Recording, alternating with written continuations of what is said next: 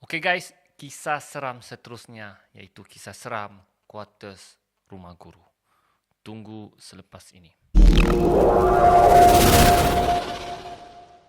Assalamualaikum warahmatullahi wabarakatuh dan salam sejahtera. Selamat datang ke channel Ali Bosku. Baiklah, channel ini banyak menyediakan video-video yang menarik, jadi jangan lupa untuk subscribe dan tekan butang loceng untuk update video-video yang terbaru. Video kali ini saya ingin kongsikan satu kisah tentang quarters perumahan guru. Dan kisah ini adalah kisah benar. Kisahnya bermula apabila seorang pemuda yang bernama Amir, dia telah ditugaskan untuk menjadi seorang pensyarah di sebuah college. Jadi oleh kerana dia baru saja mengajar di sana, jadi dia tidak sempat untuk cari rumah sewa berdekatan college berkenaan.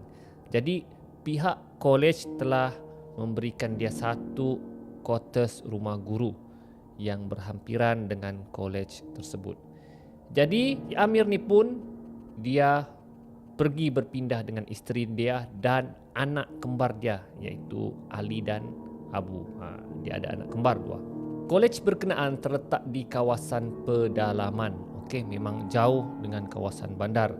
Dan quarters guru yang mereka ditempatkan, dia betul-betul berhampiran dengan kebun getah. Memang rumah quarters guru tu dia sebuah-sebuah. Okey, dia ada jiran-jiran lah, tapi dia sebuah-sebuah dan betul-betul di depan, okey, di depan quarters guru tersebut adalah kebun getah. Namun Amir dan isteri dia tidak mensyaki apa-apa misteri tentang rumah tersebut. Mereka tidak fikir pun ada sesuatu yang berlaku dalam quarters berkenaan. Memandangkan orang di sekeliling pun tidak menceritakan apa-apa kisah-kisah misteri di kawasan tersebut. Jadi minggu yang pertama mereka tidak mengalami apa-apa yang misteri. Mereka kemas rumah, mereka susun barang, tidak ada apa-apa misteri. Dan dia menempatkan anak dia di satu bilik lah ya, dan mereka suami isteri di satu bilik. Jadi kebiasaan sebelum tidur dia akan menemankan anak-anaknya dahululah dalam bilik. Selepas temankan anak dia tidur, baru mereka masuk ke bilik. Jadi dijadikan cerita pada malam tersebut, seperti biasa dia tidurkan dahulu anak kembar dia bersama isteri dia lah.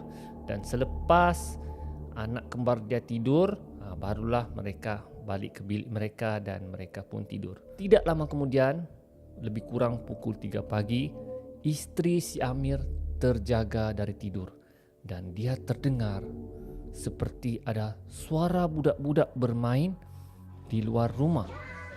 Jadi isteri dia heranlah, siapa pukul 3 pagi bermain di luar rumah.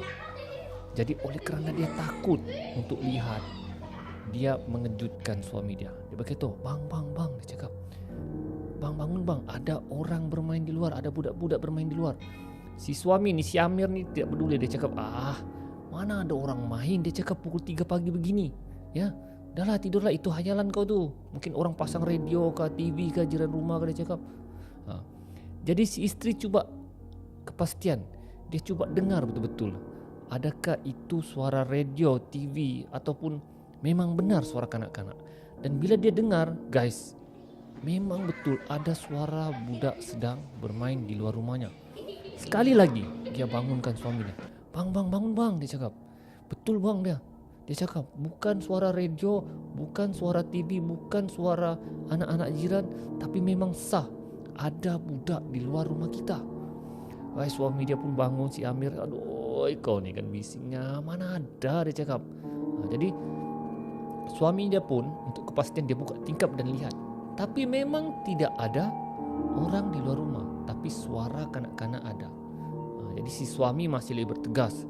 Dia cakap, ini TV, radio TV jiran lah. Dia cakap, jangan kau peduli lah, jomlah kita tidur. Jadi si Amir dan isteri dia tidur semula. Tapi si isteri masih lagi terdengar suara kanak-kanak bermain di luar rumah. Jadi dia tidak berpuas hati. Dia cuba periksa anak-anak dia di bilik sebelah. Dan bila dia masuk ke dalam bilik anaknya, guys, anak dia tidak ada dalam bilik.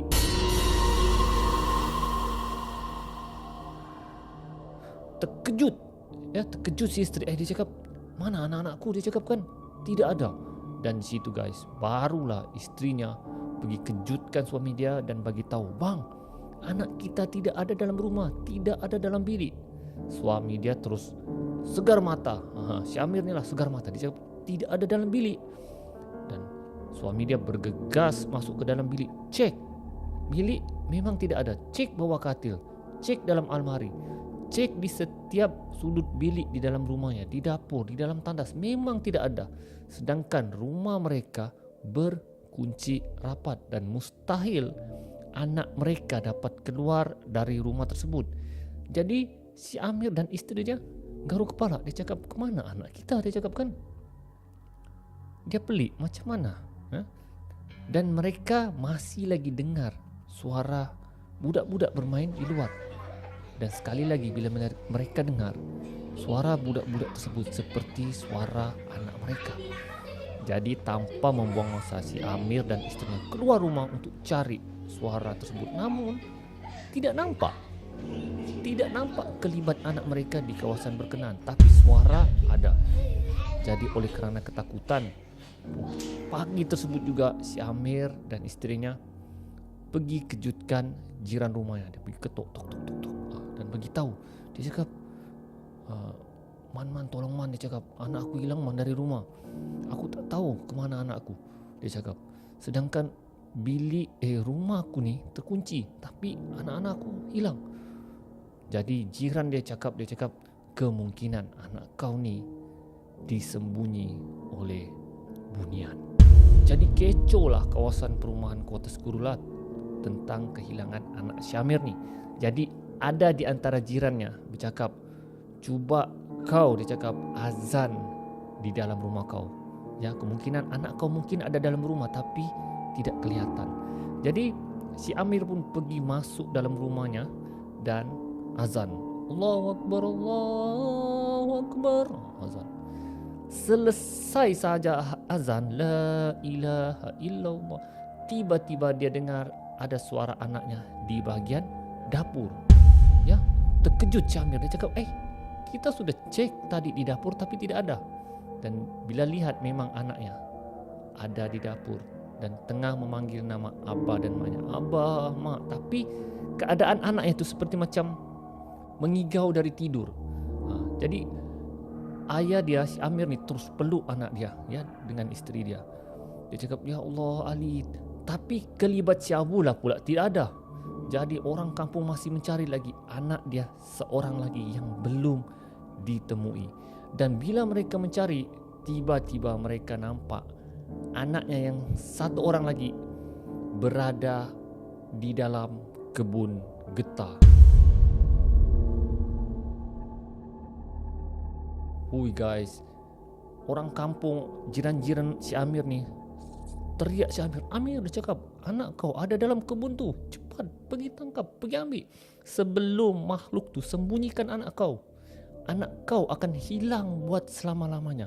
Jadi si Amir apalagi bergegas berlari mendapatkan anaknya yang seorang lagi. Dia tangkap dan peluk anak dia. Dan anak dia masa tu seperti orang yang mengigau, tidak tahu apa-apa.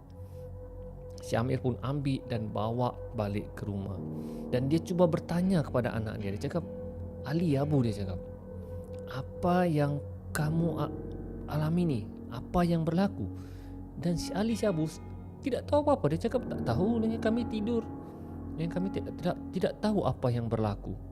Jadi guys, benda tersebut menjadi misteri di kawasan kuartus rumah guru tersebut. Dan menurut mereka, kemungkinan kolej dan kawasan perumahan guru tersebut adalah perkampungan bunian yang lama.